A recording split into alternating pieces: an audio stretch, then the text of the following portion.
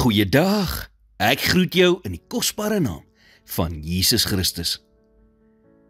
Ons lees in Matteus 14, toe Petrus uit die skei klim en op die water na Jesus toe begin loop, was Petrus se fokus afgelei van Jesus af, deur die sterk wind, en dit het gemaak dat hy begin sink het.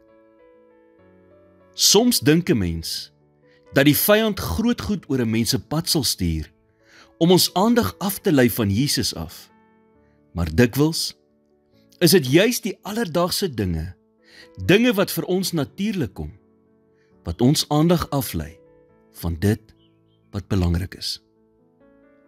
Die Bybel sê in Hebreërs 12 vers 1 en 2, daarom dan, terwyl ons so 'n groot wolk van getuies rondom ons het, laat ons ook elke las aflê en die sonde wat ons so maklik omring, en met volharding die wedloop loop wat voor ons lê, die oog gefestig op Jesus.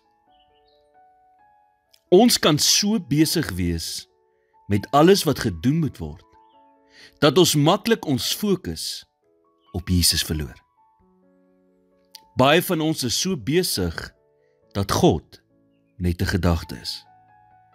Jy het net nie tyd om die wil van God te doen nie.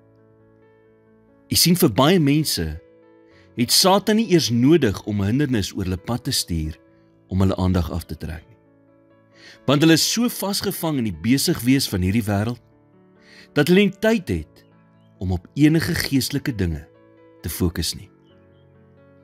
Leer by Petrus. Moenie jou wonderwerk verloor en wat God in jou lewe wil doen, as gevolg van dinge wat jou aandag aflei van Jesus af nie. Jy sien, dit was nie die duiwel wat Petrus gekeer het om die onmoontlike te doen nie. Dit was die wind wat gemaak het dat hy begin twyfel het. Iets algemeens. God wil hê dat elkeen van ons suksesvol moet wees in dit wat hy deur ons lewe wil doen. Maar dan moet ons op hom gefokus bly. Here, help my om my oë gefokus te hou op U.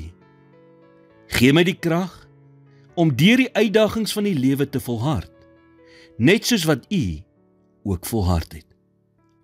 In Jesus naam bid ek dit. Amen.